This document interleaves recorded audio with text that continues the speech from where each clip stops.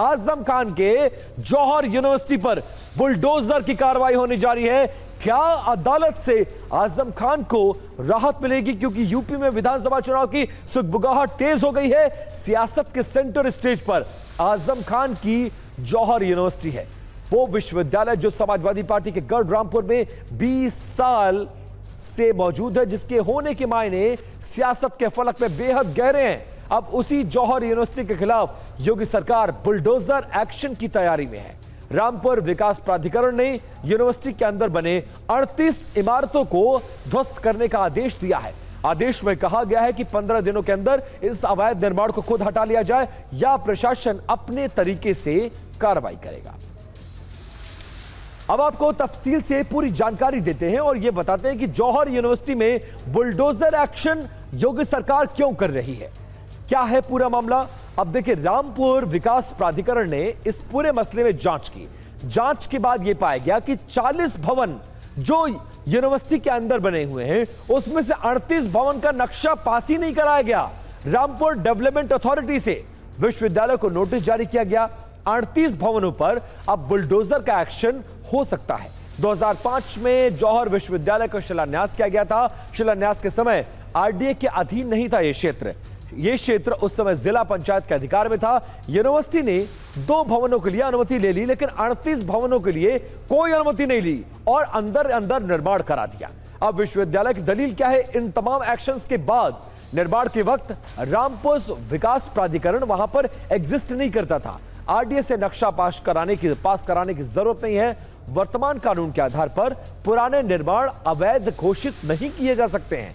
RDA ने इस दलील को खारिज किया और यह कहा कि निर्माण के वक्त रामपुर विकास प्राधिकरण नहीं था, लेकिन निर्माण के समय जिला पंचायत के अधिकार में यह पूरा इलाका था, जिसके तहत आपको जिला पंचायत से स्वीकृति लेना जरूरी था, लेकिन आपने वो भी नहीं किया। अब यूनिवर्सिटी ने 2 भवनों के निर्माण की अनुमति ली और 38 भवनों के निर्माण की अनुमति नहीं ली गई, जिसके बाद यह पूरा एक्शन किया जा रहा है। अब आपको सुनाते हैं कि बुलडोजर एक्शन को लेकर क्या कहना है रामपुर के जिला अधिकारी का।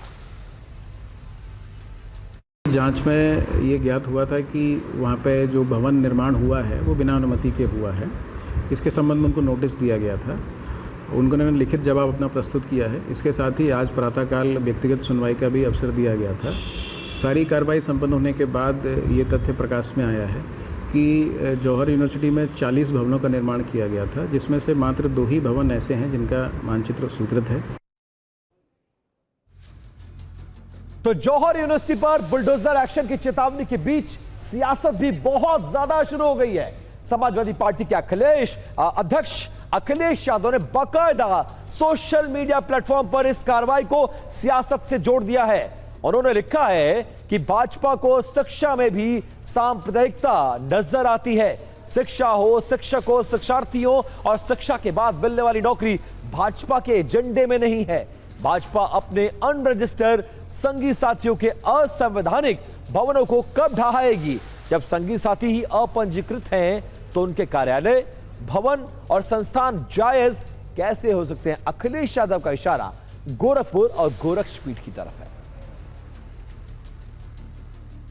अब आपको सुनाते हैं कि जौहर यूनिवर्सिटी पर एक्शन को लेकर बीजेपी और समाजवादी पार्टी की तरफ से क्या पलटवार किया जा रहा है। मैंने भी देखा है कि हमारी सरकार की प्रतिबद्धता लाइन ऑर्डर मेंटेन करने को लेकर है और हर स्थिति में कानून व्यवस्था मेंटेन रहे, कहीं कोई अवैध काम न हो, इसको सुनिश्चित करेंगे। देखिए, एक शिक्षक संस्थान है, हो सकता है कोई गलतियाँ उसमें रही हो, लेकिन शिक्षक संस्थान बड़ी मुश्किल से बनाए जाते हैं। ये समाचार बहुत दुखद समाचार है। मैं आप लोगों के माध्यम से मुख्यमंत्री जी से और मोहतरमा राज्यपाल जी से भी ये दरख्वास्त करना चाहूँगा कि बच्चों के मुस्तकबिल को लेकर इसमें वो हस्तक्षेप करें और कोई ना कोई दूसरा रास्ता निकालें ताकि ये संस्थान बचा रहे और लोगों की खिदमत करता रहे।